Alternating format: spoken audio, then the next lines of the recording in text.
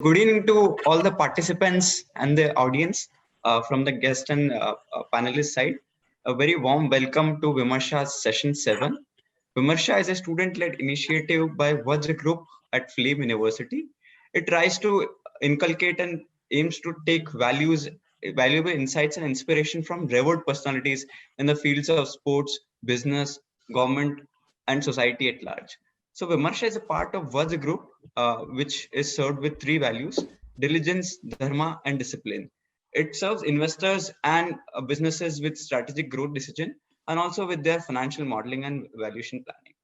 So VIMARŠHA in the past few sessions, I've seen revered personalities like Shri Sirush Prabhu sir, Shri Krish Gopalakrishnan sir, Shri Sanjeev Sanyal sir, Ms. Megha Tata ma'am, Dr. Niranjan Hiranandani sir, and many other revered personalities. Today we have an icon here, a legend, an inspiration himself, who will talk us to the how to turn setbacks into comebacks. So the main theme of this today's session is turning setbacks into comebacks. And so we are extremely honored and grateful to have Shri Shiv Khera sir as our keynote speaker.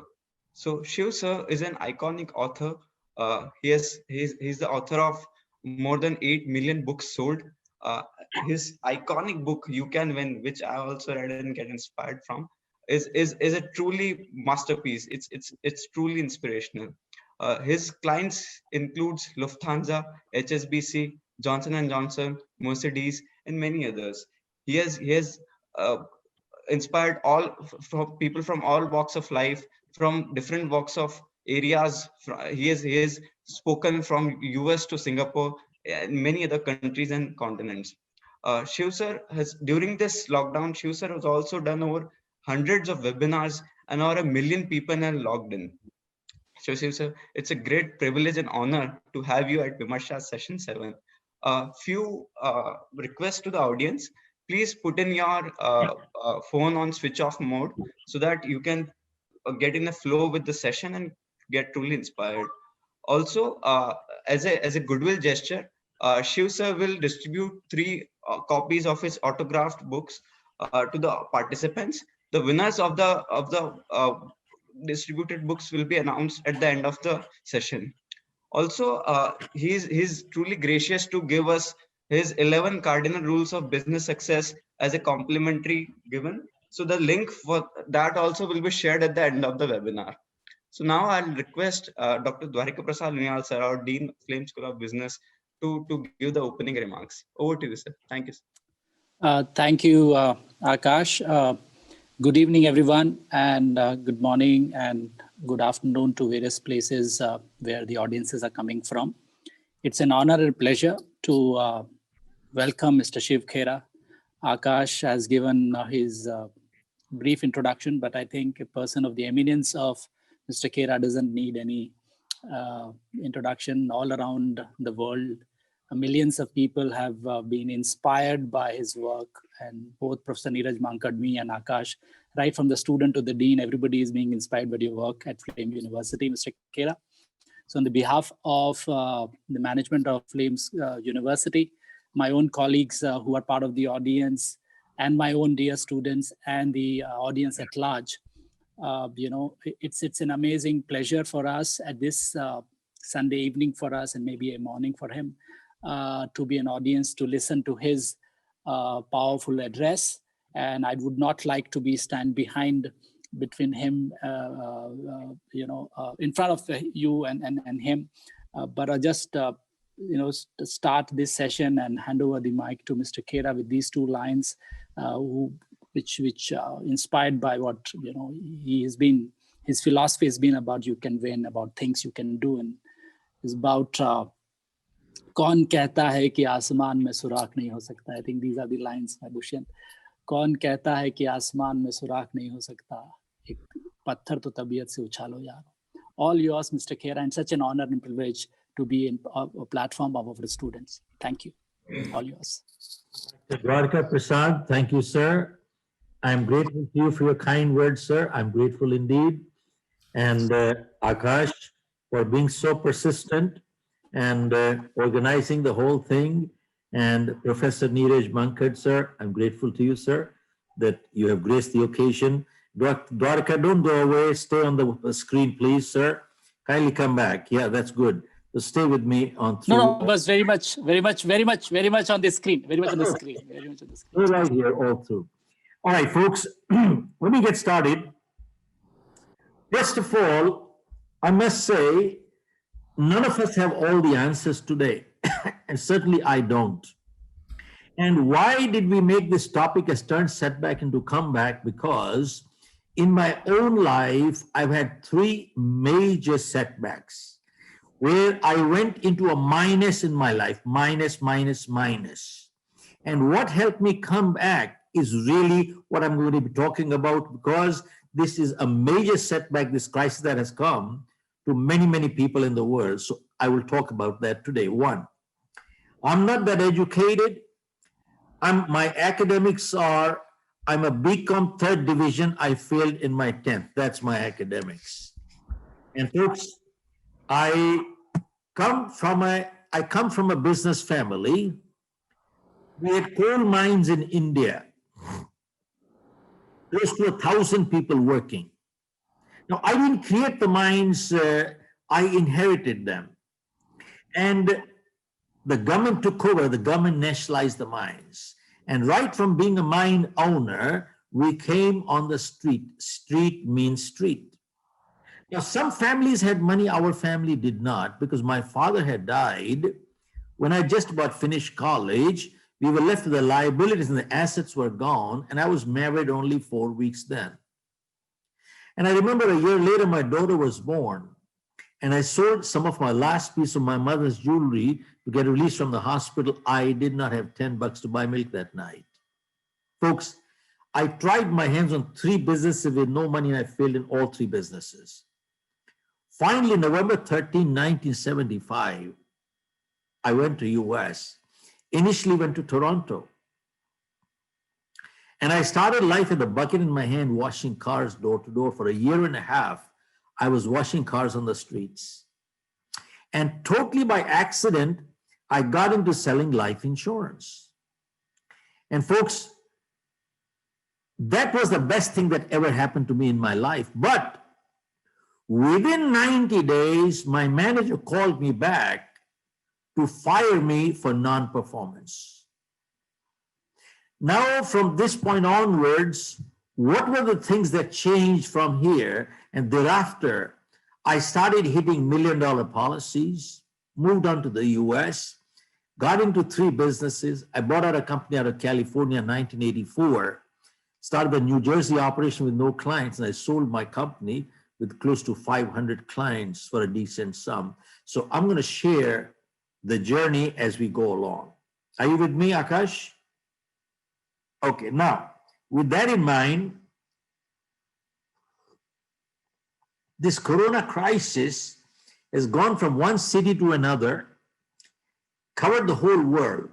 Shortage of supplies today, overcrowded hospitals, orders are getting canceled, factories are closing, unemployment going up, death rate going up. This kind of scenario has literally shaken up the whole world.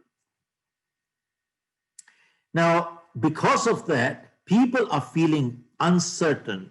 And the uncertainty, Dr. Dwarka, uncertainty is causing insecurity. And insecurity is causing stress, anxiety, frustration, depression, and even anger. Now, all I can say is stress is both normal and natural.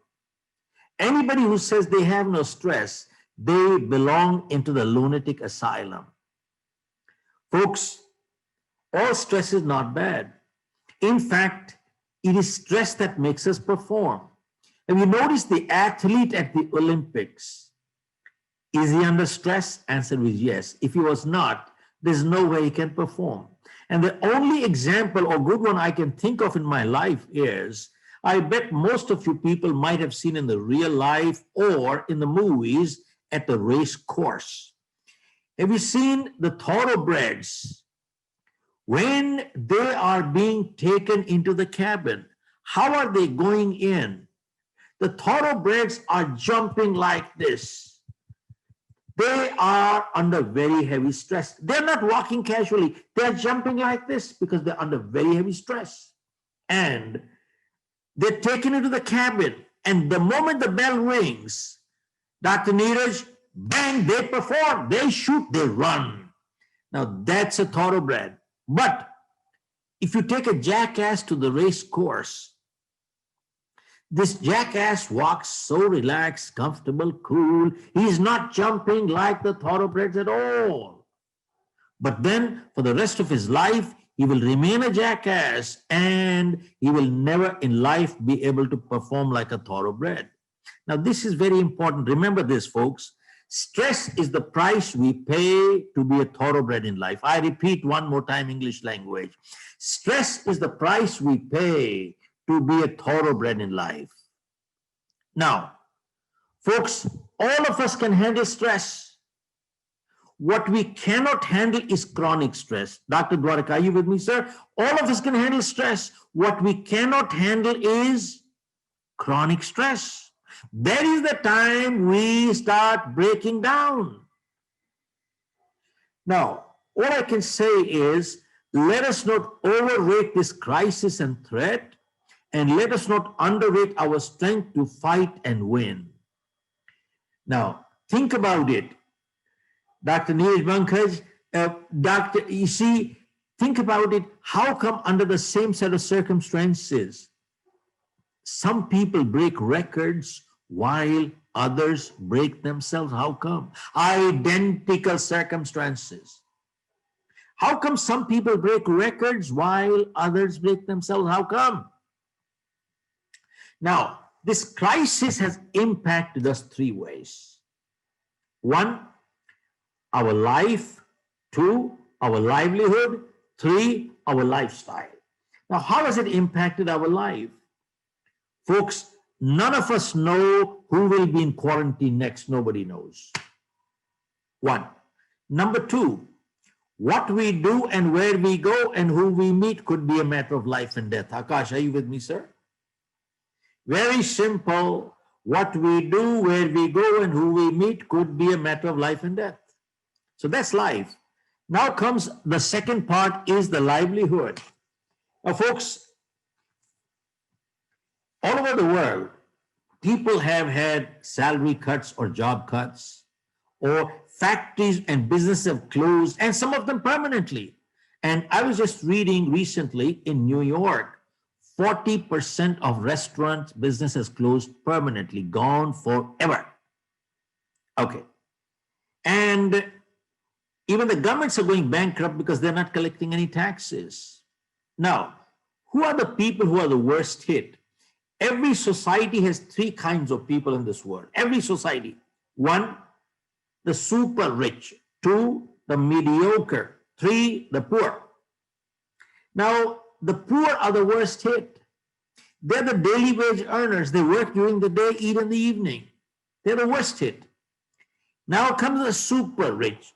Now, super rich, Dr. Neeraj, they have no problem at all. I just read 2 weeks ago, Apple Computers has $250 billion in cash reserve. Now, how can they have a cash flow problem, man? And not only that, I just read, this is an article, Dr. Dwarka here, this is an article that came out in Economic Times, which is September of this year, September. It says, in the last 6 months, 180 days, Mukesh Ambani's net worth has gone up by $22 billion, which, do you know what it means? Which means 90 crore per hour. 90 crore per hour. Now, this guy's net worth is going up. This is the article right here. Obviously, he doesn't have a cash flow problem. Now, that leaves the mediocre people like me and some of the listeners. The mediocres are thinking, will the crisis finish before the money, or will the money finish before the crisis? Now, with that scenario, every few years, you come across, there's a new buzzword comes up. And that becomes the fad or the fashion of the day. 7, 8 years ago, the new buzzword used to be startup, startup, startup. So everybody was starting up permanently. Who knows what happened? Then the buzzword came, make in India, make in India, make in India. So everybody was making in India, making in India.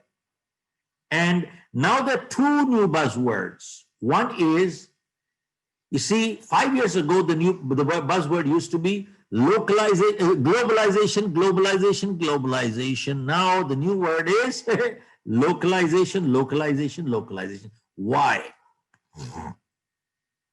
Till this crisis came, production was 20,000 miles away from production. And now all of a sudden, the consuming country has realized that the producing country can blackmail you and put you out of business in less than 5 minutes. I was totally shocked to read that America depends on China for 97% of the pharma products. Did you know that, Doc? 97% of pharma products.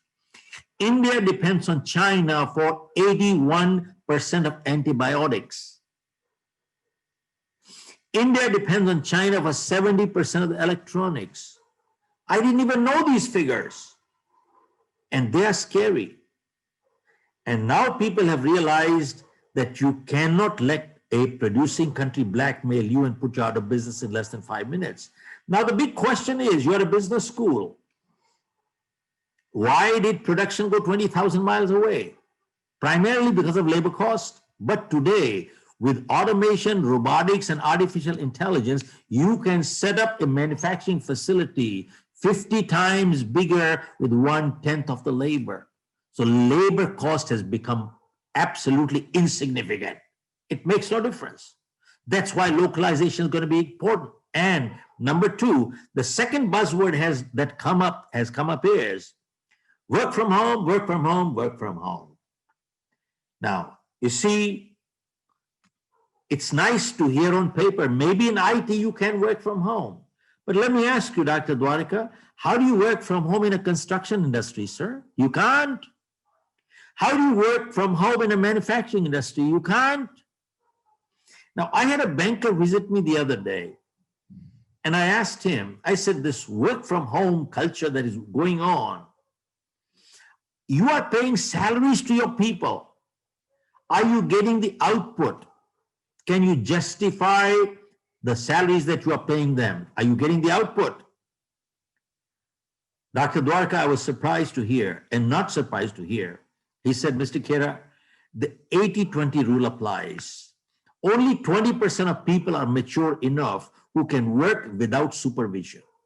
They're responsible. Only 20% can work without supervision. They're responsible. And 80% people still need supervision. Even if you give them measurable targets, they still need supervision.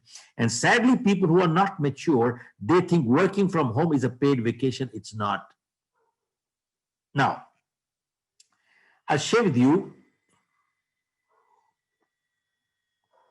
a survey was conducted in the US by Gallup before the crisis. Keep in mind, Akash, before the crisis.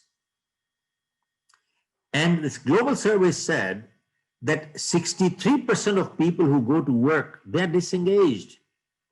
You know what that means? They don't do their job. This is before the crisis. And 24%, additional 24% are actively disengaged, which means they make sure that others also don't do their job. That leaves only 13% of people who go to work actually do work. Look at this. Only 13% of people who go to work actually do work. Dr. Dwarka, tell me, sir, is this not an integrity issue, sir? It's a big time integrity issue. Now, why I share this with you, when I was selling life insurance in the US, I was on 100% commission. I wouldn't get anything if I didn't sell. And if I had no money to eat in the evening because I had nothing, I was washing cars on the street. Now, I was producing, and I learned something very important at that time, that I was working to earn my living, but I saw there were many people in my office who were on salaries and they were not doing the job. And that is where I learned the difference between making money versus earning money. Dr. Neeraj, making money is criminal, earning money is spiritual. Are you with me? Making money is criminal, earning money is spiritual. What is the difference? When you earn money, you put your energy and ethics behind it. Two words, energy and ethics behind it. And sadly, today, most people want to just make money, very few want to earn money. Now,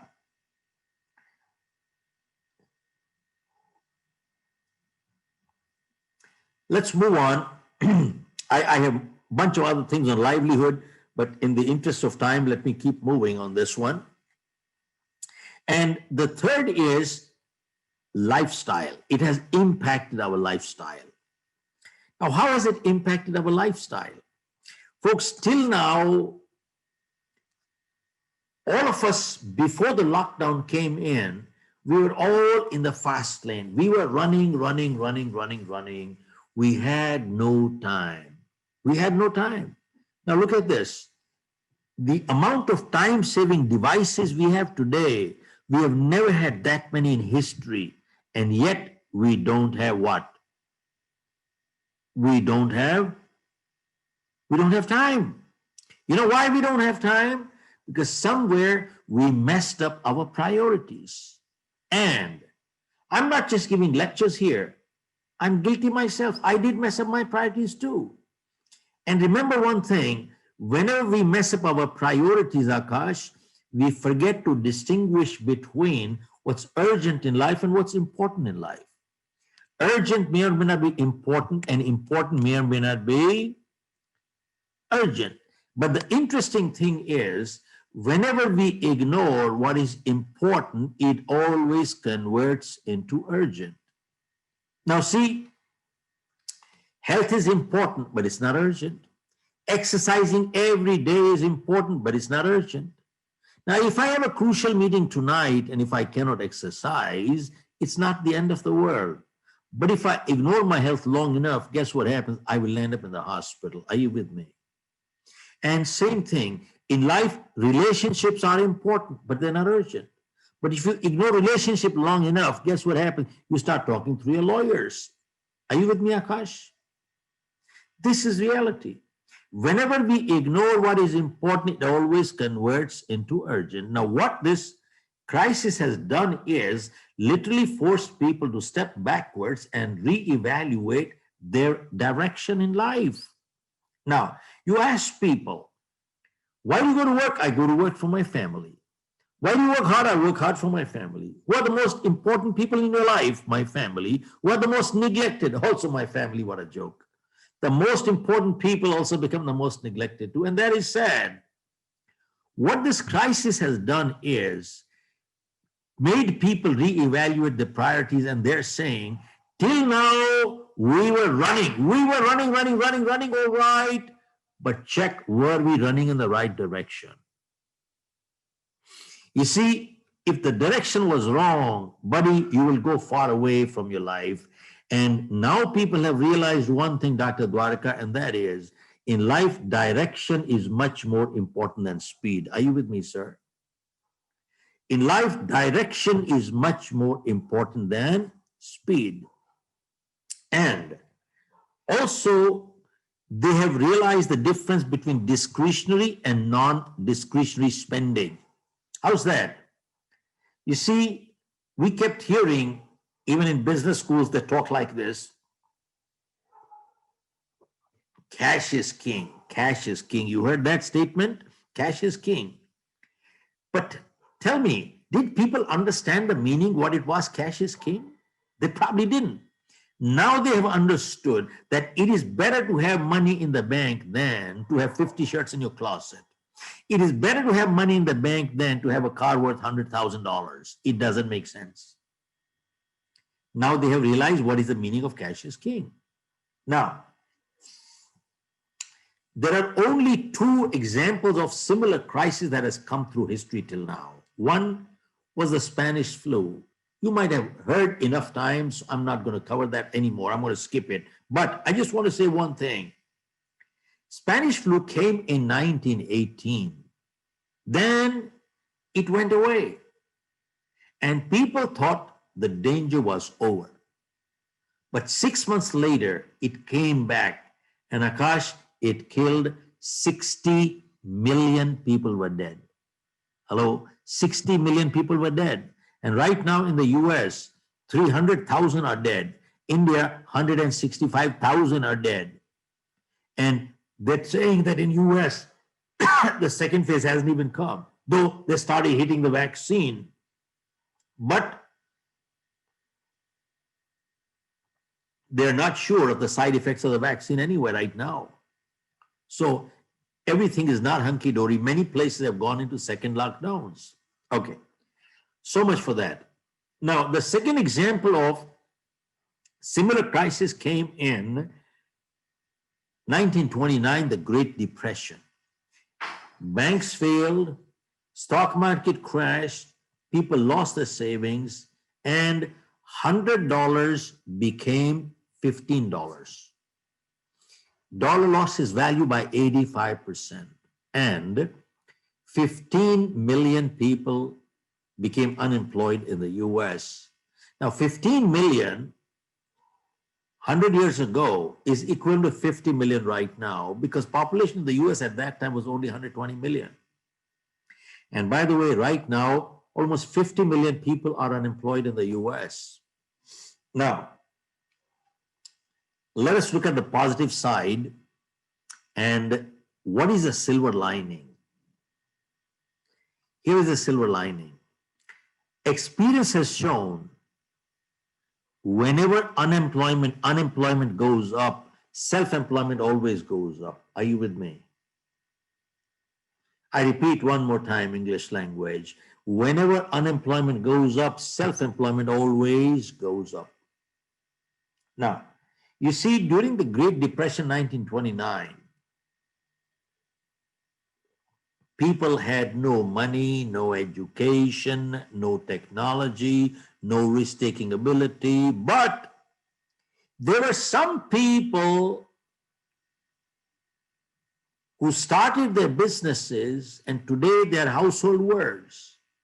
Now, what they had was they were positive people and they were solution-focused people, because they also had no money, no education, no technology, and no risk-taking ability. But they had one thing. They were positive people and they were solution-focused people. Have you noticed that there are some people in this world who are only problem-focused? You know what that means? They have a problem for every solution. You give them a solution, they give you a problem. Henry Ford said, kick them out, kick them out. We're not stupid. We understand there are problems in this world, but we want somebody solution-focused. Now, I want to share with you only 3 examples of people who started their business at that time, and today they are household words in the world. One was a man by the name of George Jenkins. He started an outlet in his neighborhood of non-perishable, durable goods. Dr. Neeraj, these 2 words are very important. Non-perishable, because if they perished, means total loss. And durable means if he was not able to sell, at least the family could use it. This is how he started 100 years ago. And today, his turnover is $30 billion. His net worth is $6 billion. And he has 1,000 outlets in the US, and the store's name is Publix Supermarket. Go check it out on Google today. Second example was 2 brothers in California, Gallo brothers. They were struggling, but they caught hold of some grapes and made wine out of it. But then nobody had money to buy it. They started selling the wine at 50% below market. This is how they started 100 years ago. And today, Gallo Winery accounts for 25% of the wine trade in the US, and the valuations are close to $10 billion. Third example, there was a man by the name of Simplot. He had a patch of land. He started cultivating potatoes. Now, what he couldn't sell, they ate. What he couldn't eat started rotting. Now, he could not afford the loss of rotten potatoes, so he started freezing them.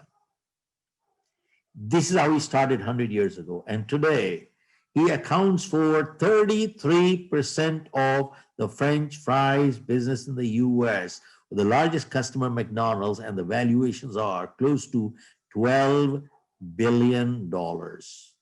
Now, folks, I do not want to leave my listeners with the impression that you and I start a business and all of us will become billionaires. That is not the message at all. The message is that all these people, example that I'm sharing with you, they probably had much worse problem than us. But they were solution-focused people. And think about it, I will repeat. How come under the same set of circumstances, some people break records while others break themselves? How come?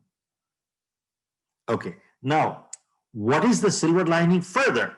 How do we overcome setbacks? How do you turn a setback into a comeback?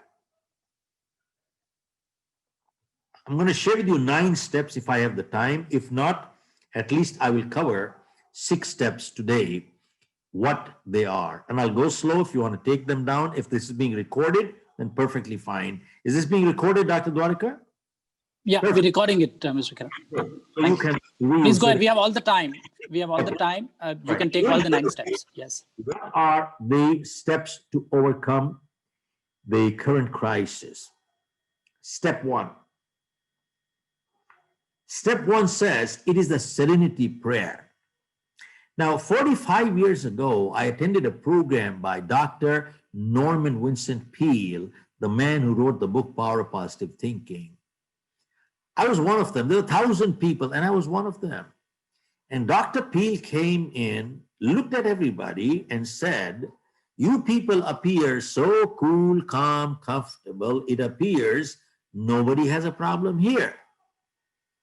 Then he asked, "Does anybody have a problem here?" Now, who doesn't have a problem? So everybody raised their hand. We all have problems. Then he asked, "How many people would like to get rid of the problem?" Again, everybody raised their hand. And then Dr. Peale said, "While I was coming here, I came across a place where I saw some people lying down, all comfortable, cool, relaxed, stretched out. They had no problem whatsoever. How many people would like to know where that place is?" Again, everybody raised their hand. And then Dr. Peale said, 2 blocks away from here, there is a cemetery. साहब 200 गज दूर यहां से एक शमशान घाट है. There are people lying there, all stretched out, comfortable, totally relaxed. They have no problem whatsoever. Then he asked, how many people would like to get rid of the problem? Nobody raised their hand. Everybody put their hand in their pocket. Then Dr. Peale said, remember, problem is a sign of life. So long as we are alive, we shall have problems. And the day we don't have problem, we'd be dead. And he said, when you're running short of problems, that is a time to get on your knees and pray to God. Have you stopped trusting me anymore? Send me some problems. And that day, he gave a prayer, which is called the Serenity Prayer. And in the last 45 years, I have never left my home without this prayer. And in my opinion, it is the crux and gist of life. I will repeat twice, once in English and once in Hindi, just in case people would be comfortable with that. I would imagine many people understand Hindi. Is that right? Okay. So this is the way the prayer goes. It says, God grant me the serenity to accept the things that I cannot change, and courage to change the things that I can, and wisdom to know the difference what I can and what I cannot. I repeat, परमात्मा मुझे संतुलन दो, जो मैं बदल नहीं सकता आपकी सौगात समझ के स्वीकार करूं, और अगर बदल सकता हूं तो मुझे इतनी हिम्मत और हौसला दो कि मैं उसे बदल दूं, और इतनी सुबुद्धि दो कि उनमें फर्क बता सकूं क्या बदल सकता हूं और मैं क्या नहीं बदल सकता. Now, if you analyze and dissect this little prayer, God grant me the serenity to accept the things that I cannot change. Now, my question is, can we change everything in this world the way we want it? Answer is no. Can we adjust and mold everything to suit ourselves? Answer is no. There are many things beyond us, such as, I didn't choose my parents, neither did you. I didn't decide where I was going to be born, and neither did you. If this is my height and the color of my skin, there's nothing I can do about it. And granted, sometimes people are born deformed. What wrong did they do? And sometimes bad things happen to good people for no fault of their own. What wrong did they do? Who knows? Now, how did this corona crisis come? I don't know, but it's here. See, it says, what I cannot change, let me accept it graciously, not grudgingly. Because many times in life, we keep fighting the things we just cannot change, and we bring stress into our lives, and we become paralyzed, and we become unproductive. So it says, what I cannot change, let me accept it graciously. And if I can change, then give me the guts to do it and wisdom to know what I can and what I cannot. Now, when I wrote my new book, which was launched in London a year and a half ago, You Can Achieve More. Akash, you'll have a copy of it. I wrote in my book, life is full of choices and life is full of compromises. Seems like a contradiction, but not really. Now, how is life full of choices? If I ill-treat you, I have chosen to be ill-treated, haven't I? If I treat you with discourtesy, I have chosen to be treated with discourtesy, haven't I? And Dr. Dwarka, if I light up a cigarette, I've chosen to invite cancer, haven't I? And if I drink and drive, I have chosen to invite an accident, haven't I? And if I exercise every day, I have chosen to invite good health, haven't I? And if I eat too much every day, I've chosen to be obese, haven't I? And if I tell lies, I have chosen to lose my credibility, haven't I? And if I tell the truth, I have chosen to be a credible person, haven't I? Are you with me? See, life is full of choices. Now, we are all free to the point of choice, but after we make our choices, the choice controls the chooser. We have no more choice after that. Now, how is life full of compromises? As somebody said in life, we cannot choose the cards that are dealt to us. What we can choose is how we play the game. And sometimes nature gives us a lemon. The choice is ours. Do we cry or do we make lemonade? Now, sometimes people ask me, Mr. Khera, people who are successful, don't they make mistakes in life? And people who are failures, don't they do positive things in life? So here is my answer to them. That people who are successful, they do make mistakes. But remember, making a mistake once in a while does not make anybody a failure. Repeating the same mistake again and again is what makes a person a failure. And doing something positive once in a while does not bring success either. Repeating the same positive behavior again and again is what brings success. Are you with me? And when we do our 4-day leadership program, we talk, how do you inculcate positive habits that they become reflexes? Because if we have to think to do the right thing, we can never do it right. It must come automatic. It must come automatic. And we have been doing our leadership program for the last 6 years at the Rajgiri Business School at Cochin. Every year we do it for the MBA students. For the last 6 years, we've been doing it. Now, let me share with you what we are talking here. Now, step 2, what is success? First one, what is success? Series of positive decisions in life is called success, and series of negative decisions in life is called failure. Now, step 2 says, Convert your downtime to uptime. Convert your wasted time to productive time. How do you do it? A survey was conducted in the US before the crisis, mind you, before the crisis, and it said an average American watches 3 to 4 hours of TV per day.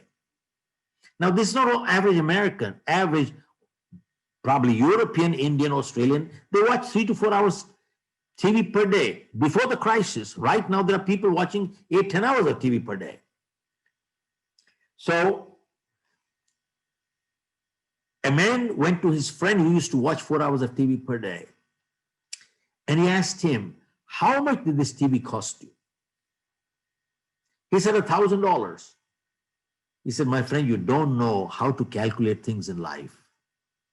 And he said, have you ever calculated the money value of your time? He said, no, but if I make $100,000 per year, and if I work 2,000 hours per year, my hourly rate comes to $50 per hour. And he said, you watch 4 hours of TV per day. That is $200 per day. Multiply 365. That comes to close to $100,000 per year. He said, you know something? This TV is costing you close to $100,000 per year, which is more than your EMI on $1 million home. Do you understand how to calculate things in life? Now, don't get me wrong. We all like to watch TV. It relaxes us. There's a nice movie. But tell me, watching 4 hours of TV per day, what the hell are you doing? You are wasting your life. And the guys you are watching, they are making money. The TRP goes up. They love you to watch more. Keep watching more. Watch 10 hours, man. They're making money and you'll keep paying for it. Now, in my book, You Can Achieve More, I have given a survey which said that 85%, Dr. Dwarka, it said 85% of millionaires and billionaires in the world today are first generation. Only 15% coming from inheritance. I repeat one more time. 85% of millionaires and billionaires today in the world are first generation. Only 15% coming from inheritance. And they were asked that how did you achieve so much financial success in such a short time? And the answer was, we read books. How many books? 50 books a year. 50 books a year. 50 books a year means 1 book a week. 1 book a week. Can you imagine multimillionaires and billionaires attribute their success to reading 1 book a week? Now, Warren Buffett, go check out on him. He reads 6 to 8 hours per day.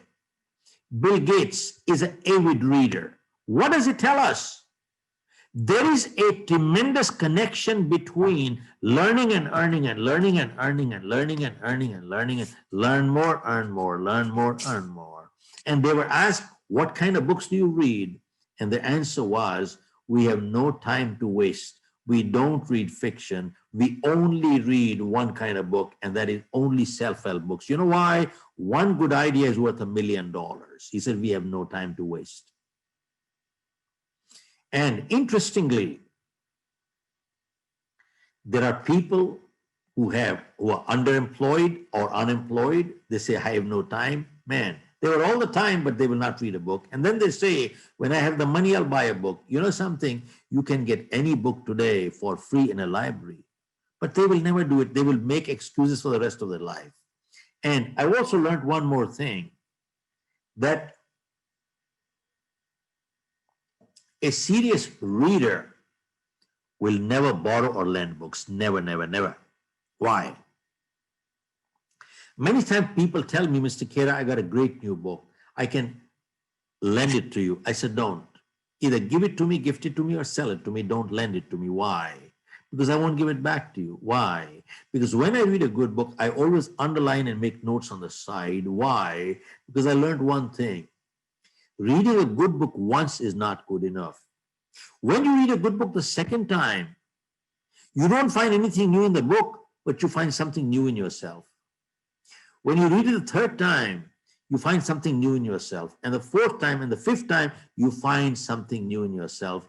There are books I've read 7, 8, 10 times. Now, here this very crucial thing I'm sharing with you. There is a proof of what I'm talking about. Arrow Electronics, $26 billion company in the US. They're my clients.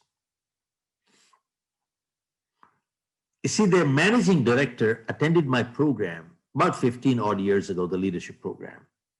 And he said, Mr. Khera, I bought all your stuff and I bought all your books and I gave it to all my staff members. And he said, when I took over as managing director of Arrow Electronics, he said, we had only 2% market share. And today we have 20% market share. And he said, we are celebrating the last quarter during lockdown. Hear this one more time.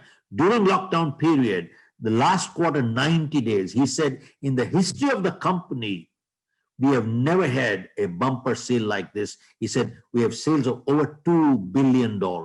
And he said, we are celebrating this. And there was an awards function. They invited me to keynote, and I did. And I asked this man, I said, sir, what do you attribute your success to? He said, sir, everybody in my company, they have your book, and I have your books, all my books. And he said, I have read your book 20 times. He said, I read your book every year. Every year. Dr. Dwarka, hear this. Dr. Dwarka, stay with me.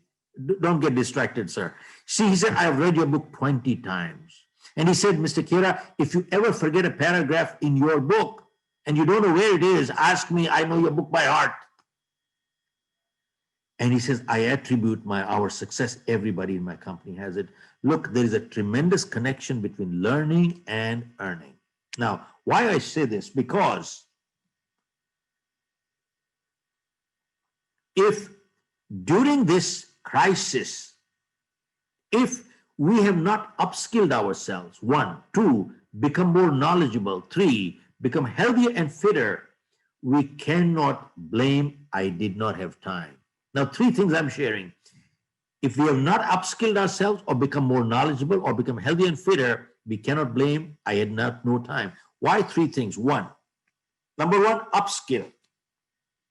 Folks, the lockdown came in March.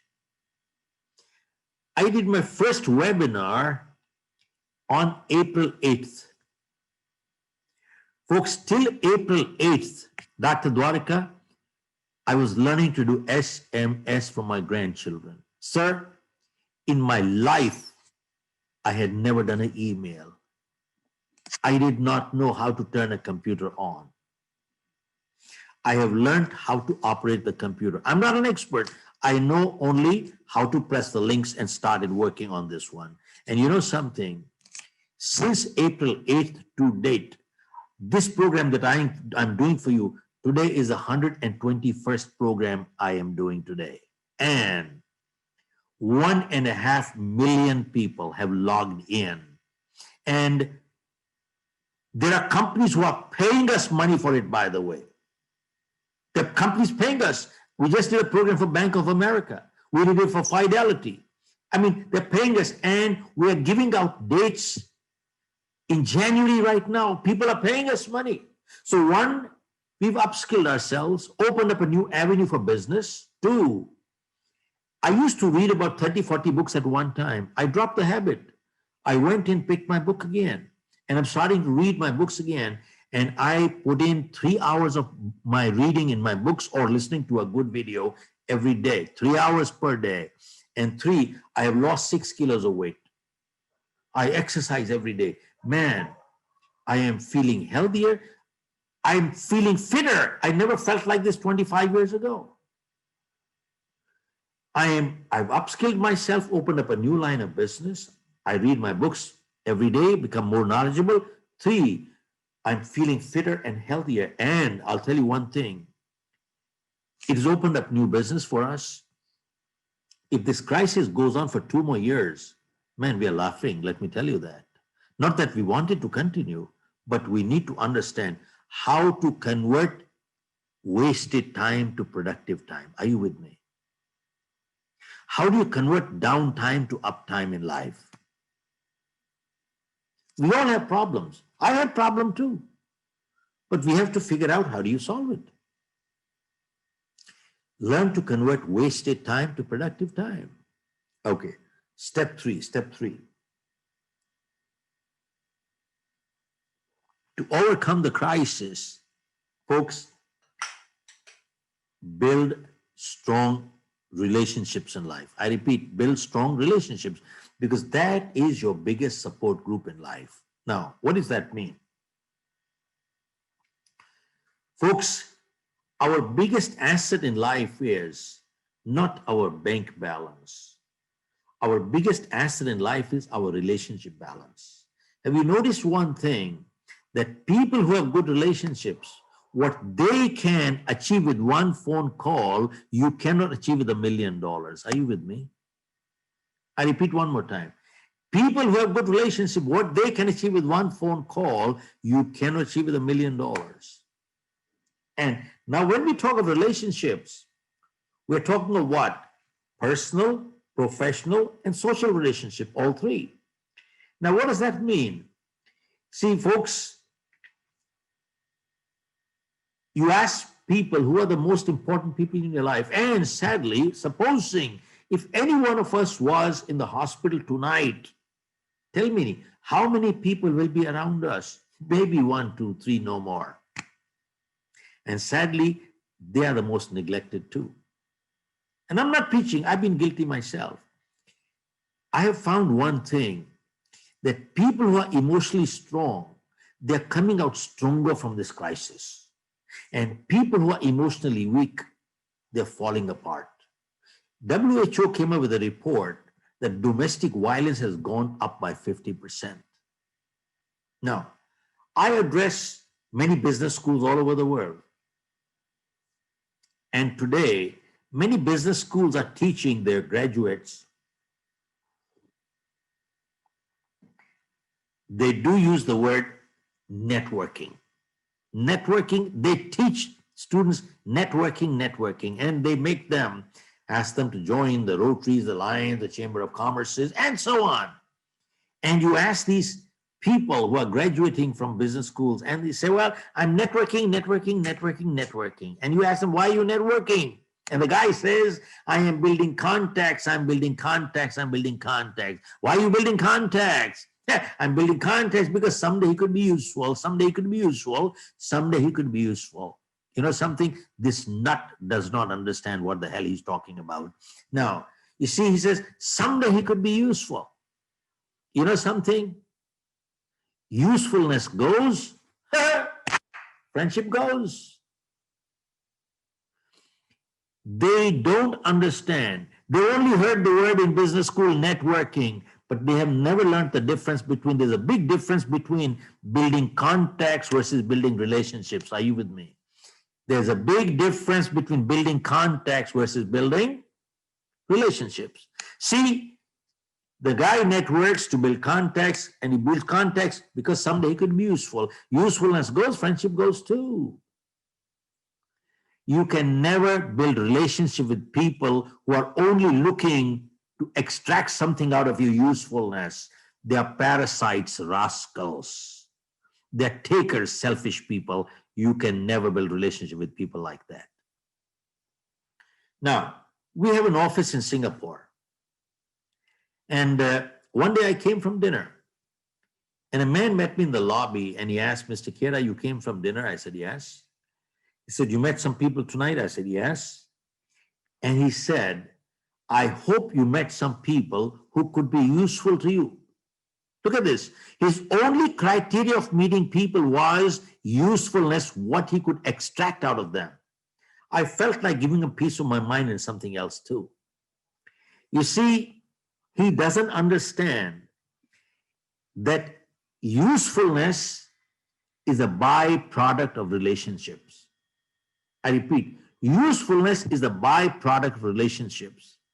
This guy is only, he doesn't understand that meeting good people in life is good enough.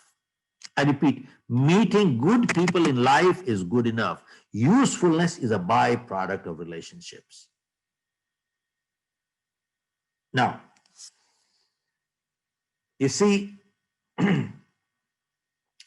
let me share what is the depth of what we're talking here.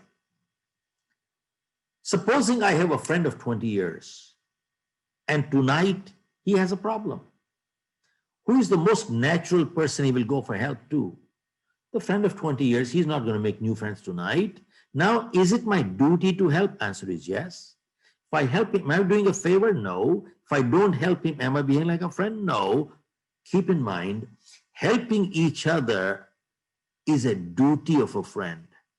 It is never the purpose of friendship, because if it is a purpose, then purpose finishes, friendship finishes also.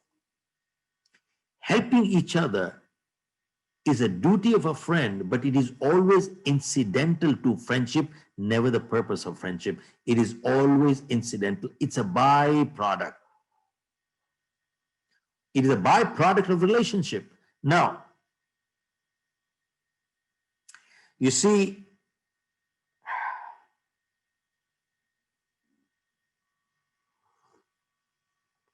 and what builds relationship? You see, you keep hearing that you should be tolerant in life. We keep hearing the word, you should be tolerant. Now, Neeraj, sir, tell me, tolerance is a good word, yes, no? Dr. Diwakar, tolerance is a good word, yes, no? Say yes or no. No. Okay, good. I think you deserve a prize. I'm going to get you a book, sir. You see, but sadly, most people say, yes, it is a good word. In my vocabulary, it's not a good word. You see, the word to replace tolerance is mutual respect. Mutual respect should replace the word tolerance. Why, Akash? Because think about it. I and my wife live together not because we can tolerate each other. We live together because we respect each other. The day respect for each other goes, we cannot live together. If we are only living because we can tolerate each other, you know what it means? Postponing the blast. You see, employers and employees work long-term together, not because they can tolerate each other. They work long-term together because they respect each other. The day respect for each other goes, you can't work there together. And if it's only tolerance, it's a matter of postponing the blast. Are you with me? Now, how do you build relationships? You build relationships only by adding a value addition to another person's life. Not being a parasite, by adding a value addition to another person's life. And how do you add a value addition to another person's life? By learning to give in life, learning to give.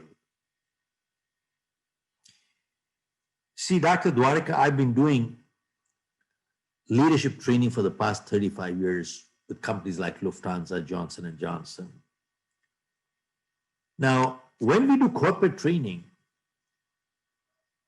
we tell our people that what we are doing in your corporation today is repair work. Repairing, I'm doing repair work here.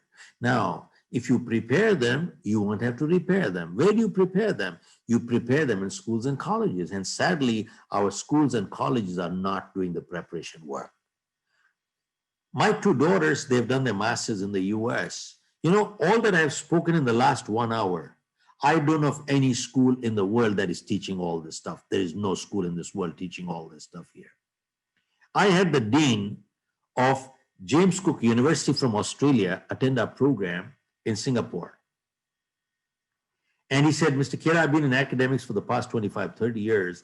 And when he attended our program, he said, Mr. Khera, I've never seen anything like this. And now, guess what? They have partnered with us. They've signed with us. We are partnered with them. And we are setting up a center of leadership excellence for them in the Singapore campus. And we have created a program for them, for the colleges. Prepare them, don't repair them. Prepare them, don't repair them. And that is crucial. Okay. Now, step three. to overcome any crisis in life, remember, you need to be a proactive person, not a reactive person only, but a proactive person. Now, what does that mean?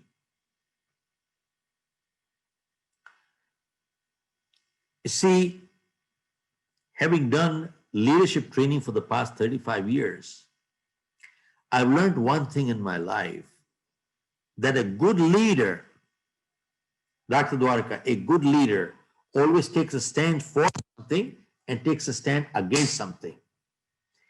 A good leader is never neutral. If they're neutral, they're politicians. A good leader always takes a stand for something, takes a stand against something. They are not neutral. Now, why am I sharing this with you? See, when we do our program, leadership program, we ask people, are you a good person? And they say, yeah, I'm good. And you ask them, what makes you good? They say, well, I don't do bad, so I'm good. I don't tell lies, I don't steal, so I'm good. And my answer is, sir, I disagree with your answer. See, not doing bad does not make a person good. And if I don't tell lies, it only means I'm not a liar, but that does not make me good. And if I don't steal, it only means I'm not a thief, but that does not make me good. Folks, go ask a medical doctor. Absence of ill health does not mean good health. Are you with me? Absence of ill health does not mean good health. See, not doing bad does not make a person good. A person becomes good only when they proactively do good. Then they become good. Now, I shared this. Good leader takes a stand for something, takes a stand against something. They're not neutral. Now, I was doing a program for about 5,000 to 6,000 people one time, and a person from the audience came up and he asked me, Mr. Khera, are you a Gandhian?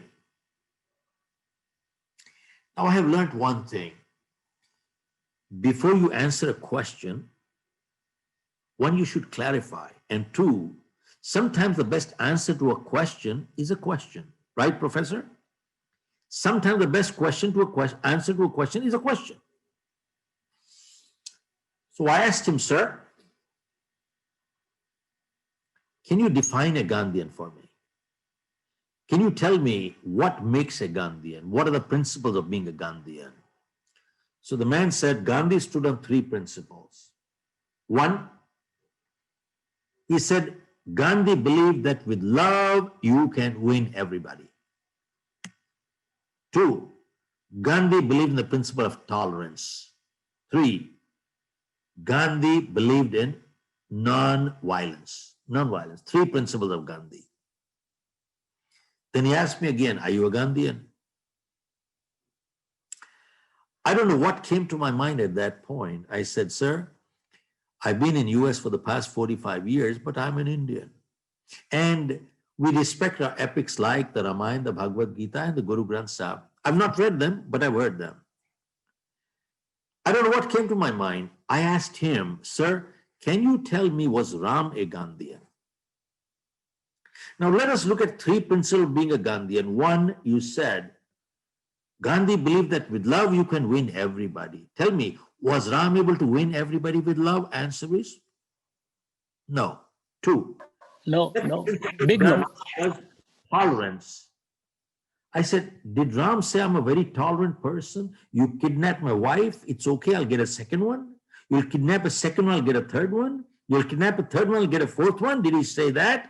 He said, I do not tolerate kidnappers. 3, you said non-violence. I said, tell me, what did Ram do? He had to pull out his weapon and kill the evil. So killing is violence, man. Even for self-defense, that was violence. So I said, Ram was not a Gandhian. And Ram didn't say, I'm neutral.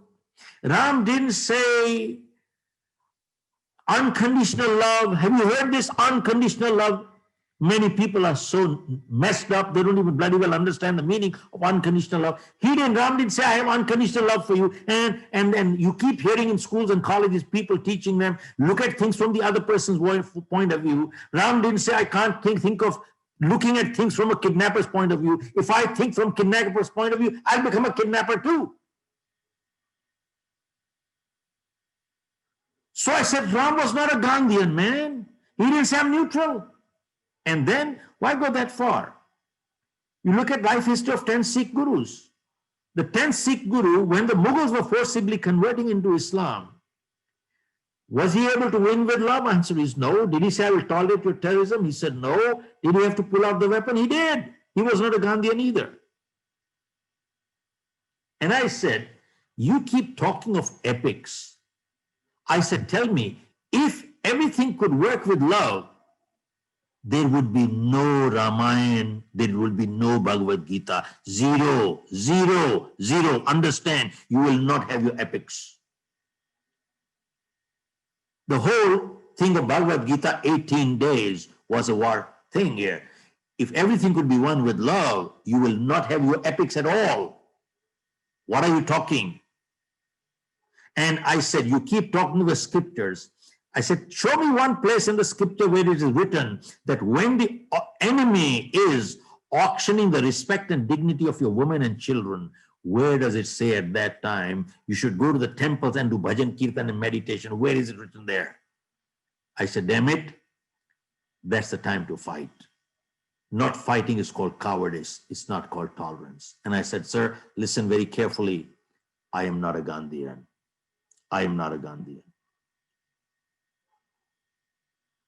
As a leader in life, you need to take a stand in life. Stand for something, stand against something. Are you with me, Akash? Okay. I'll just share with you the second last item, then I'll close. Folks, if you want to overcome any crisis in life, learn to accept responsibility. Stop playing the blame game. Here the sentence, very important, is faith gives strength, but blind faith leading to superstition weakens people. Hindi में बोलता हूं साहब, विश्वास इंसान को ताकत देता है, लेकिन अंधविश्वास इंसान को कमजोर बनाता है. Now, why am I sharing this with you? One of the biggest damage done to India has been done by our media, print media or electronic media. Anytime you turn the TV on, what do you see? Horoscope.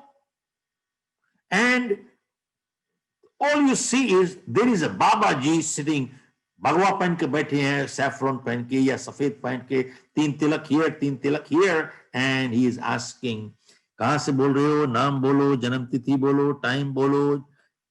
बोलो गुरुजी मालूम नहीं. He said, don't worry, he has a laptop, and इसे हम निकाल देंगे. And he does tick, tick, tick, tick, tick, tick, tick, tick, tick, tick. And then he says, बेटा तुम्हारे पे पुत्री दोष, पत्नी दोष, पिता दोष, फलाना दोष, ये दोष चढ़ा हुआ है तुम्हारे पे, ये तुम, और फिर उसके बाद तुम बेटा मंगलिक हो गए, मंगलिक हो गए, मंगलिक हो गए, तुम्हारे पे केतु चढ़ गया, राहु चढ़ गया, शनि चढ़ गया. And then he says, बेटा शनि चढ़ गया, शनि चढ़ गया, शनि चढ़ गया. And then he says, गुरुजी उतारने का उपाय ये है कि बेटा एक काला रुमाल लो, उसमें काली दाल डालो, फिर उसमें काला काजल लगाओ, फिर काले बाल वाला खोजो, 7 बारी खोपड़ी पे घुमाओ, और उसके बाद काला कुत्ता खोजो, काला बर्तन खोजो. अब यही हो रहा है. हरी चटनी भी है, निर्मल बाबा की हरी चटनी भी है. बट मैं ये बात क्यों कह रहा हूं साहब आपसे, मैं आपसे ये पूछना चाहता हूं कि अगर शनि को उतारना चढ़ाना सर इतना आसान है, तो सर शनि को भेजो पाकिस्तान, सारे टेररिस्ट को मरवा दो यार. अब मैं पूछ रहा हूं कि शनि को उतारना चढ़ाना इतना आसान है, तो आकाश भेजो शनि को लद्दाख, चाइना से लड़वा दो यार, काम खत्म करो ना. मैं डॉक्टर नीरज आपसे ये पूछना चाहता हूं कि शनि परमानेंटली इंडिया क्यों बैठा हुआ है सर? शनि जिंदगी में कभी ऑस्ट्रेलिया क्यों नहीं जाता सर?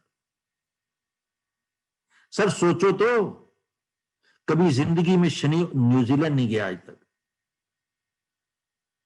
सर मैं क्यों कह रहा हूं ये, कि अगर आप स्वामी विवेकानंद की जीवनी पढ़ें, स्वामी दयानंद की जीवनी पढ़ें, गुरु नानक की जीवनी पढ़ें, उन्होंने इन चीजों पे कभी भरोसा नहीं किया. They never believed in all these things. In fact, they fought against it. You look at the life history of Guru Nanak. he fought against superstition. In fact, do you know, in the Sikh families, there is no Mangalik. They do not tally horoscopes. And there is no good omen. Every Sikh wedding takes place on a Sunday. Sunday doesn't sit right, they do it on a Saturday. Saturday doesn't sit right, they do it on a Friday. They fought against all this. साहब, मैं आपसे ये बात इस वजह से कह रहा हूं कि अभी आपने जो बात कही, आपने हरी चटनी खाई है, हजारों की तादाद में लोग खड़े वहां पर लाइन पे लगे हुए और बता रहे हैं गुरुजी क्या करें। पूछता है हरी चटनी खाई थी नहीं खाई थी, यही प्रॉब्लम है। तो कल जलेबी खाई थी नहीं खाई थी, ये प्रॉब्लम है। गोलगप्पे खाए थे नहीं खाए थे, ये प्रॉब्लम है। And they go to these babas, और बाबा जी क्या करें, बाबा जी क्या करें। एक बाबा कहता है बेटा प्रीत करो, बेटा प्रीत करो, प्रीत करो। एक बाबा प्रीत बेच रहा है, एक बाबा हनी बेच रहा है, कहता है हनी करो, हनी करो। एक बाबा हनी प्रीत मिक्स करके बेच रहा है, कहता है बेटा हनी प्रीत लगा दो।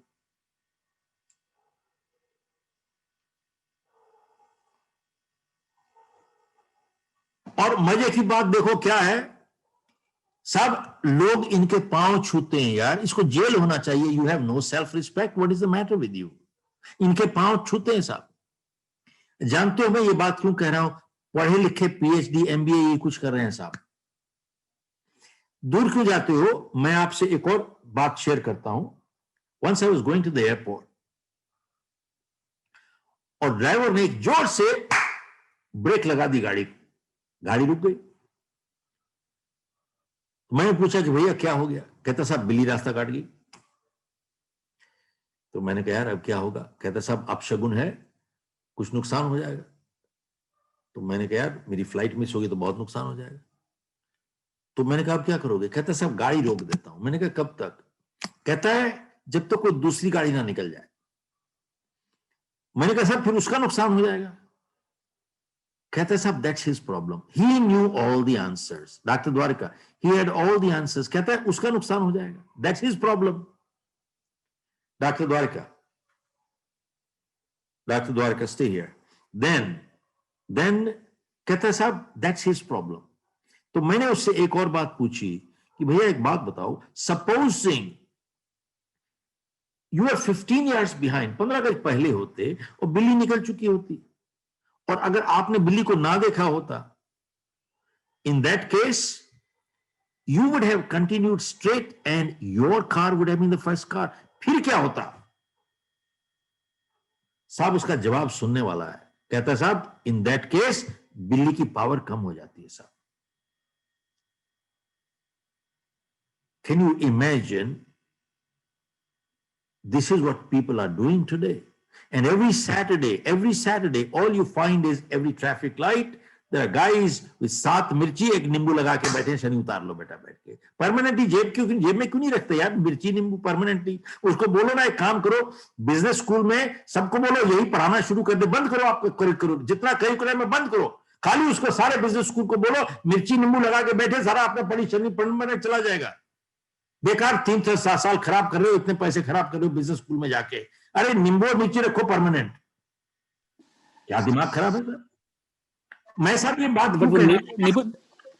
नींबू मिर्ची वाले का बिजनेस बहुत अच्छा है। अच्छा He is a billionaire. Dwarka जी ये देखो साहब, ये एक आर्टिकल है, ध्यान से देखिएगा, इसमें इंग्लिश में लिखा है superstition. This article came out in India today of January issue of 2018. ध्यान से देखिएगा, and you can Google and find out. It is written here superstition and astrology. इसमें लिखा है कि because of superstition and astrology, natural childbirth in many parts of India has gone down by 80%. And they have quoted here South India, Bangalore, Hyderabad, Madras. And you can Google it.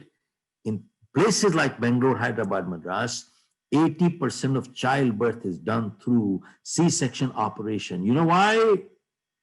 Some astrologers said this is good time to pull out the kid, good omen. And they're pulling out the kids at that time. How do you like that? Sab, I mean, what are we doing? मैं आपसे ये बात इस वजह से कह रहा हूं कि जिंदगी में life always does not go up and up and up and up and up. अरे भैया जिंदगी ऐसे नहीं जाती है. Life is a roller coaster. We have ups and downs and ups and downs and ups and downs. Yes, no. We have ups and downs. But you see, a person who is getting somewhere in life, when there is a down, they analyze the situation and they ask a question. If a similar situation came, will I behave the same way? If the answer is yes, means you've not learned anything. They learn from it, accept responsibility, and they don't repeat their mistakes again. But a person who's not looking to get anywhere in life, when things go wrong, they never accept responsibility. You know what they say? My stars are not favoring me. And they learn nothing from it, and they keep repeating the same mistake again and again. And then they say, I'm unlucky. And then they keep changing their names, and they add E's and A's to their names, and they do numerologies, and they and साढ़े सात रत्ती का फलाना ये पहन लो और ये पहन लो, इस टाइम पहनना, रात को 3 बजे पहनना, 2 बजे पहनना, नहीं तो कोई काम नहीं करेगा. And they are going through the whole process. But look at life history of Swami Vivekananda, Dayananda, Guru Nanak. They didn't believe it. Now, one of my previous programs, somebody asked me a question that, Mr. Khera, there are people who go to temples and they wait in line for 10, 12, 14 hours to get darshan. 12, 14 घंटे line पे लगे रहते हैं साहब. Is that faith or blind faith? विश्वास और अंधविश्वास क्या है? So here is my answer. Akash, ध्यान से सुनिएगा. And my answer was that, look, I pray every day. Now, why do I pray? Because I believe in God. Now, why do I believe in God? Have I seen God? Who is God? Where is God? What is God? Do I have answers to them? I have no answer. Then if I have no answer, then why do I believe in God? Because there are so many things in this world that are there that are totally unexplained. Now, unexplained could be miracle or a mystery. I don't know. I have no answer. But I believe that there are so many things that are there in the universe that are beyond human, and beyond human has to be created by a superpower. So I believe there is a superpower, and that superpower, I call it God. Totally unexplained, I don't know. So that is why I believe in God. Okay, now, so I pray.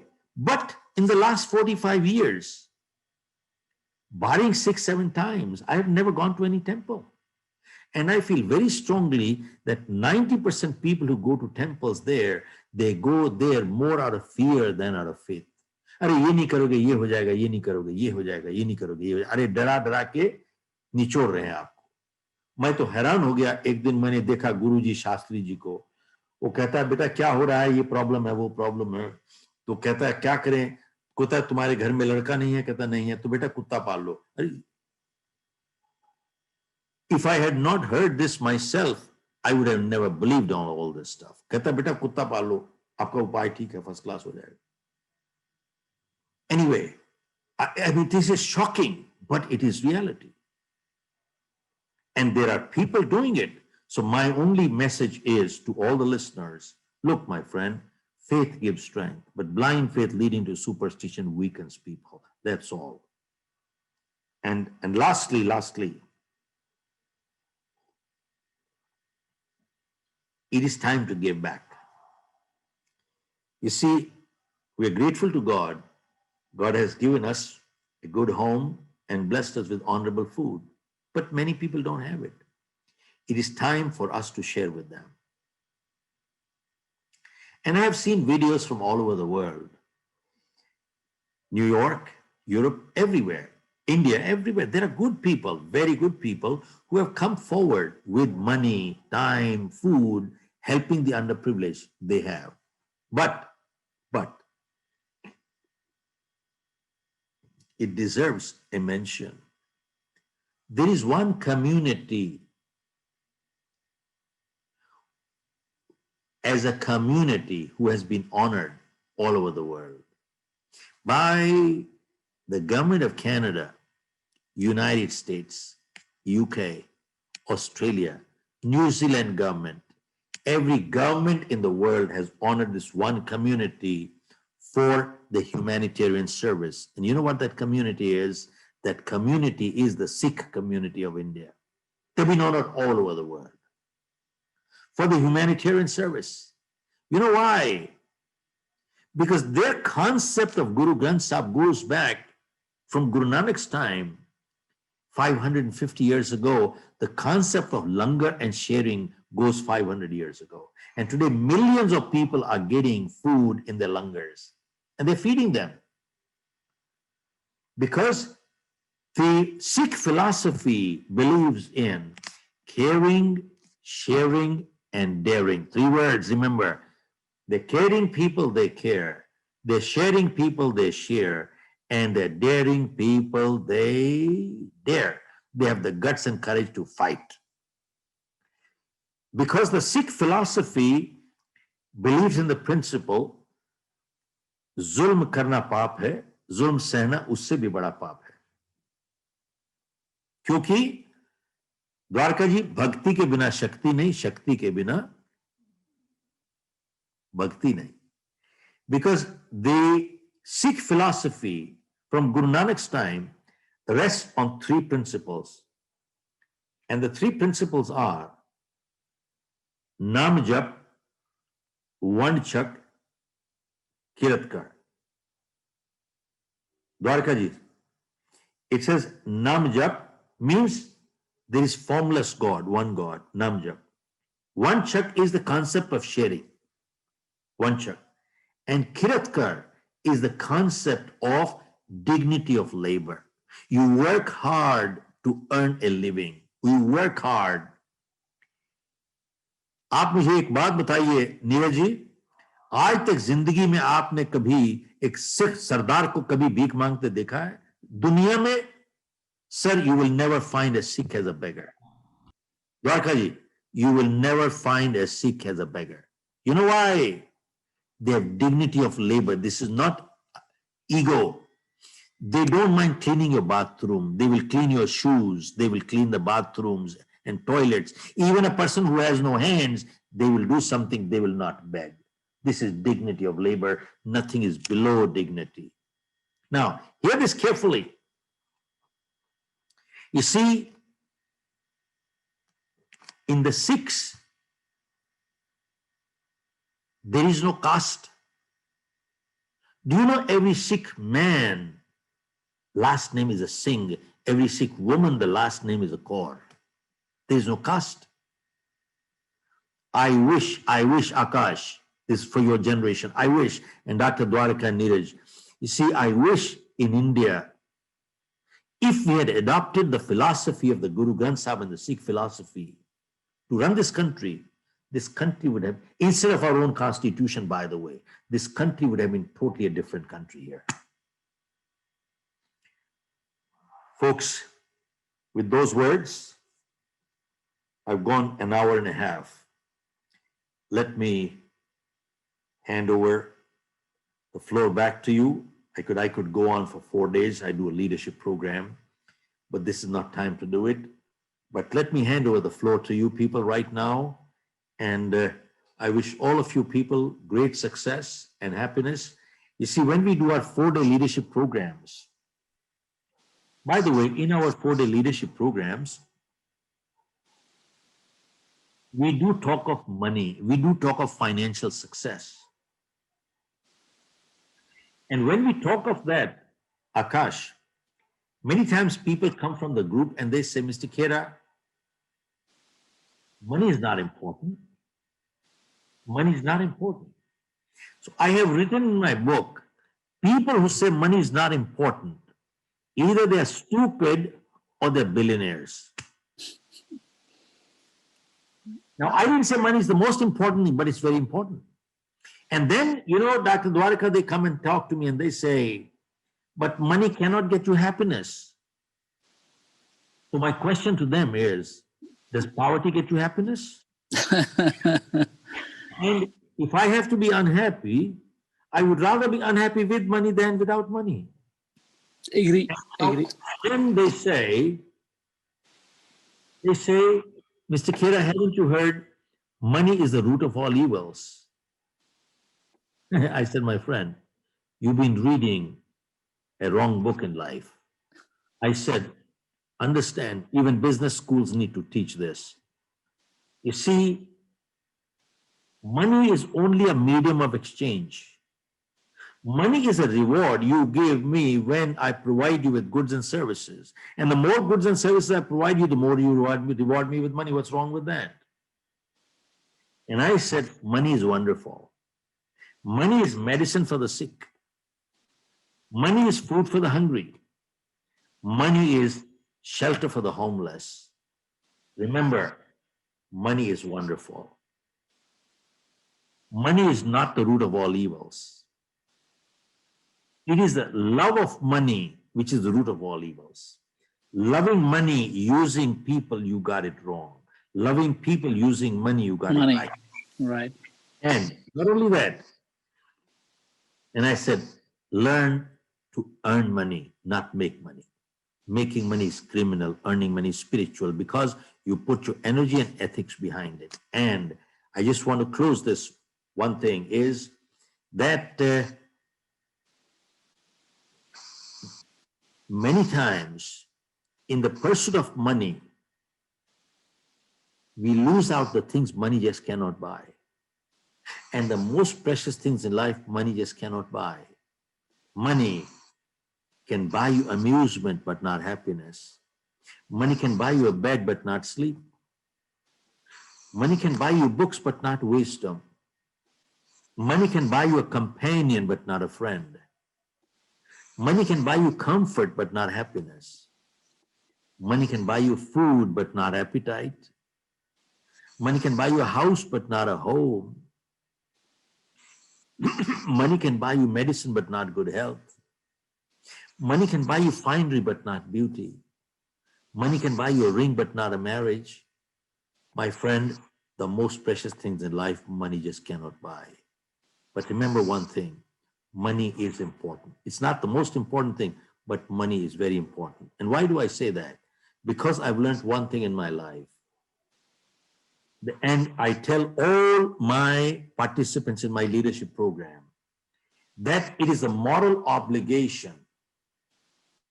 And even when I teach in the business schools, it is a moral obligation of every good human being to become a multi-millionaire and a billionaire. It is your moral obligation, Akash. Remember, to become a multi-millionaire and a billionaire. You know why? I've learned one thing, that money in good hands always does good, and money in evil hands always does evil. Are you with me? Money in good hands always does good, and evil hands it always does evil. So if you are good, it's your moral obligation to become a multimillionaire. Folks, with those words, Dr. Dwarka, let me hand over the mic to you. Thank you. It was absolutely mesmerizing 1.5 hours. We didn't even realize. Mr. Khera, there are a few questions which has come from the audience. So if you would be kind enough to answer some of them, I would ask Akash to pick up the questions and get some brief answers from you, because our audience has been very patiently listening and they would really want to have some more engagement. So some very few questions. There are 9 questions which just come. We could pick up a couple of them.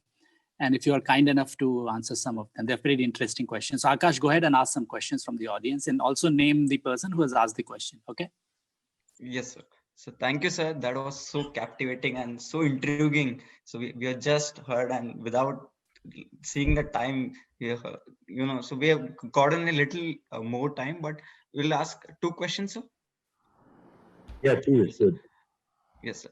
So Professor Devprasad Chatterjee is asking, sir, your talk is captivating. I feel like listening to you more than number of times. But my humble question is, what is the percentage of contribution of hard work versus luck in converting setback into comeback? A philosopher once said, the harder I work, the luckier I get. I repeat, the harder I work, the luckier I get. Now, let me share with you. stay with this, and the professor who asked this question, you need to have him answer this. Tell me, Akash, who was the legend in martial art? Bruce Lee. Oh, thank you, sir. Bruce Lee. Now, you know the name of the legend. But tell me, did you also know that Bruce Lee's one leg was shorter than the other by 1 inch? Did you know that? Akash, did you know that? Akash. I think his frame is freezing, I think. But See, yeah. Dr. Dwarka, did you know that? That his one leg was No, I did not. by No. 1 inch. No. Now, you see, and if you have a difference of between two legs, 1 mm, 2 mm, 3 mm, you are disaligned. 1 inch. And 2, his eyesight was -10. He could not see his opponent without lenses. Now, when I wrote my book, You Can Achieve More, I've given his, and all this research I only did at that time. I didn't even know myself. I was shocked. And Bruce Lee said, Bruce Lee used to practice 5,000 punches per day. And he said, I am not afraid of a person who knows 10,000 ways how to kick. He said, I'm afraid of a person who knows only one way, but he's practiced 10,000 times. What a guy. Now, he could have said, I'm unlucky. I got one leg shorter than the other by 1 inch and -10 eyesight. How the hell am I going to do? He could say, I am unlucky. But he worked hard, 5,000 punches per day. Now, let me ask you, was he an exception, sir? Was Bruce Lee an exception, Dr. Dwarka? Was he an exception? Dr. Dwarka? In a sense, he was. In a sense, he was. Exception. He was an exception. Dr. Neeraj, was he an exception, sir? May not exception, but minority certainly. Oops. I would give the answer Akash gave here. Sir, he was not an exception. Go check out anybody who's done anything in life, they have done in adversity. Now, that's the gentleman who asked a question on luck. Now, let me share with you why he was not an exception. Now, there's another name which is very well known is Michael Phelps. Who was Michael Phelps, sir? Swimmer. Swimmer. How many gold medals? He created history at Beijing. So you know that. That's why he became famous. But sir, Dr. Neeraj, tell me, sir, did you also know that 24 months before the Olympics, he had fractured his hand? Did you know that, sir? No, sir. No. See, you didn't know that. So you know only what his success side. You don't know what happened behind it. See, 24 months before the Olympics, he fractured his hand. And the doctor said, you cannot get in the water anymore. And the second thing is, even if your hand does get repaired, question is, will it have the same strength? And he said, you are competing at the Olympics, not your neighborhood kids. Now, Michael Phelps was preparing for this event for a decade. And he could not see his lifetime dream shatter. As somebody said, dreams are not what come in sleep. Dreams are those that don't let you sleep. He told the doctor, I won't use my hands, I'll use my legs. He continued his practice. 2 years later at Beijing, he created history in the world, won 8 gold medals. And one of the events was 100 meters butterfly stroke. And guess what was the distance between him and the person who came second? Take a guess. 1/100th of a second. Now, and it is attributed that when he had fractured his hand and he was practicing with his legs became so strong that at the last point, that's what gave him the push. Now, this is my version going forward from here. Till now, I was talking about the press. There was a press, and they said, Mr. Phelps, you won 8 gold medals. Must be your lucky day. Must be your lucky day. Because the question pertains to luck, the gentleman who asked me. Michael Phelps didn't like it. He called the man. He said, you come here, I'll tell you how lucky I got. He said, in the past 4 years, I have trained 10,000 hours. That comes to 2,500 hours per year. And if you're good at maths, that translates into close to 8 hours per day, no Sunday. And he said, you go sit in the water for 8 hours every day for the next 4 years, your body will shrivel. And he asked, did I get lucky? He asked, did I get lucky? He said, luck is not designed to deliver these things in life. And he said, too many crackpots keep waiting for a jackpot. And he said, athletes train 15 years for 15 seconds of performance. Go ask them, did they get lucky? I repeat, athletes train 15 years for 15 seconds of performance. Go ask them, did they get lucky? You know something, sadly, the current generation, and there is no substitute to hard work. 8 hours per day for 4 years. There is no substitute to hard work. And today's generation, all they hear is, hey, don't work hard, work smart. You know something, they need to understand. You need to work hard and you need to work smart, both. There is no substitute to hard work. Let me ask you, if you could become a neurosurgeon, Akash, hear this, if you could become a neurosurgeon by taking a weekend course, man, there'd be hawker stalls opening people's head and killing people on the street. There is no substitute to hard work. So whoever came up with that answer, and now, was Michael Phelps an exception? Answer is no. Let me share with you a third one. Steve Jobs. I'm sure some of you might have heard his speech at Stanford. Yes. Do you know what his first sentence was? I came to this world unwanted. The day he was born, he was put up for adoption. He said, nobody wanted me in this world. Now, why am I sharing all this with you? Was Steve Jobs an exception? Answer is no. Go check out anybody who's done anything in this world. They have done it through adversity. And they all could have said, I have bad luck. And when you hear stories like this of Steve Jobs and Michael Phelps and Bruce Lee, they all had problems. It forces you to redefine the word success. Success is not absence of problems, it is overcoming problems. I repeat English language. Success is not absence of problems, it is overcoming problems. They all had problems. Now, somebody might ask, tell me, Akash, this program that I just did here, 2 hours program, and I do 7 days program, leadership programs. Tell me, how long did it take for me to prepare this, to do this program? How long did it take? Do you think it took some preparation or no preparation, Dr. Dwarka? Did it suck some preparation or no preparation?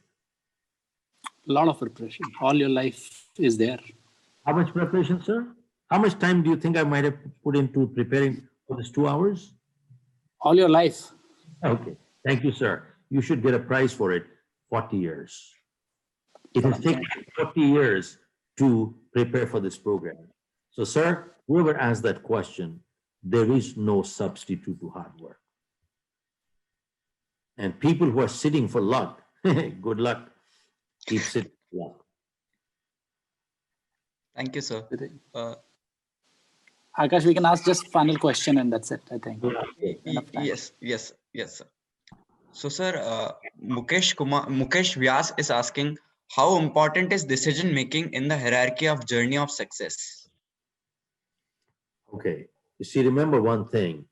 You heard Serenity Prayer, where I said, life is full of choices and life is full of compromises.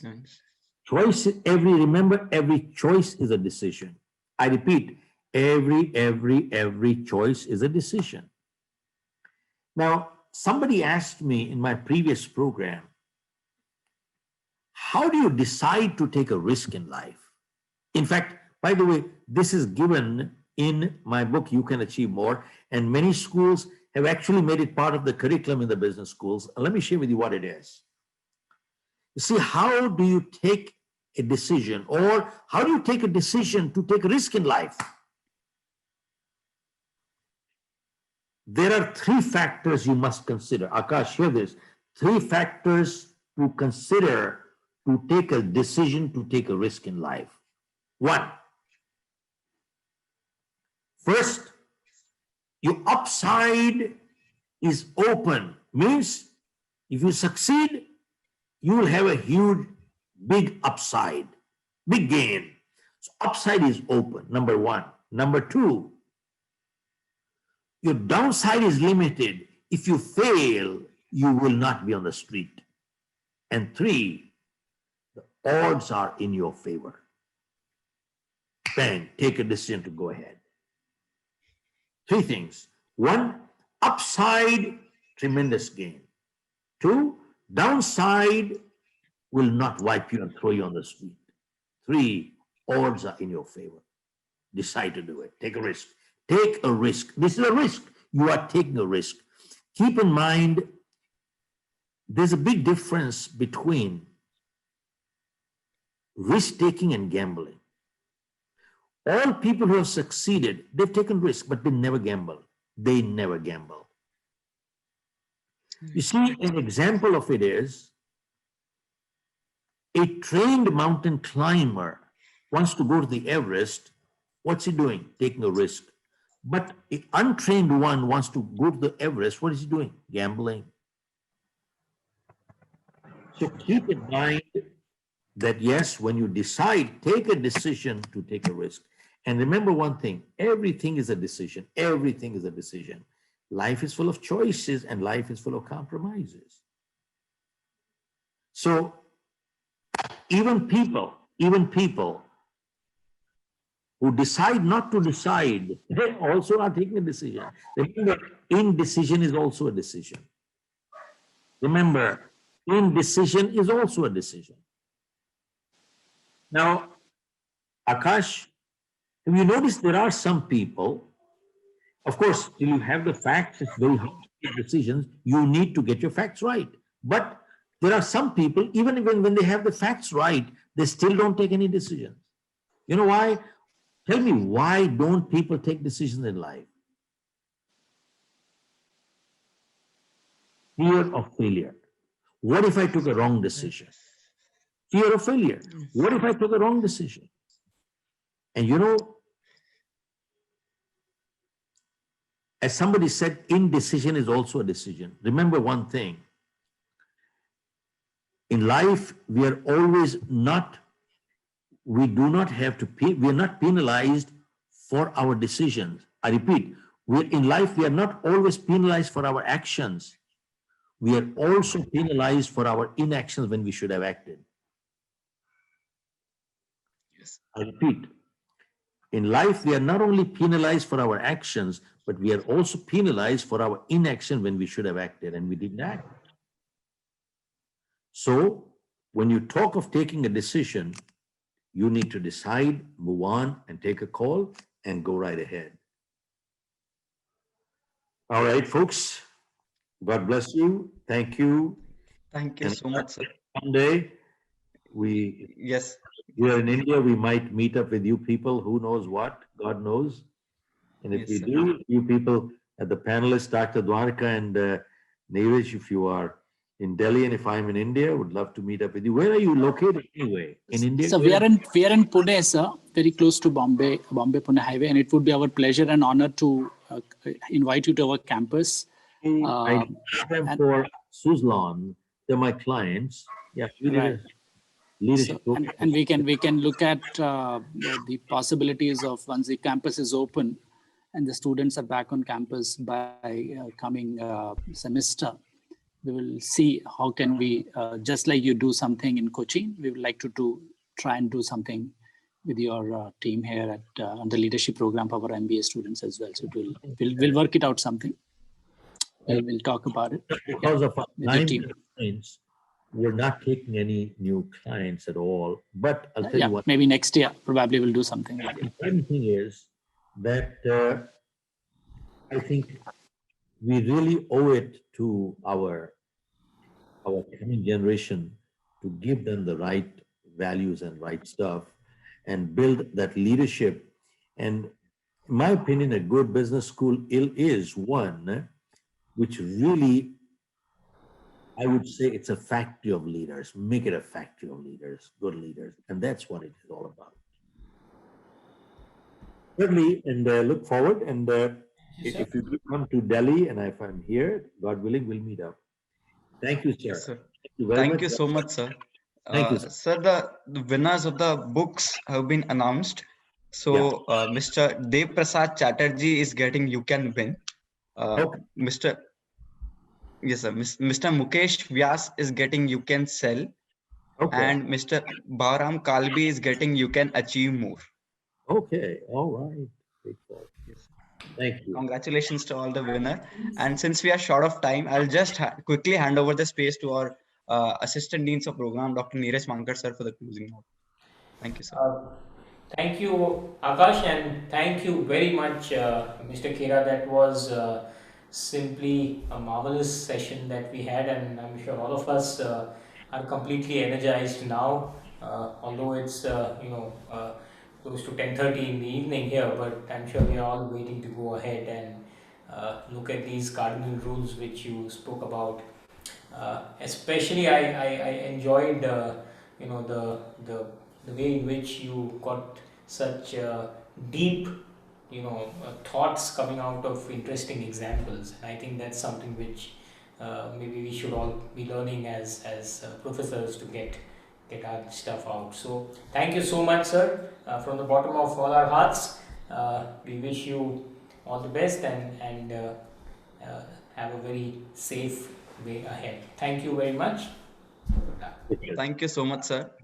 Stay safe, participants. A good night. See you at the next Vimarsha session. Thank you, sir. Thank you so much.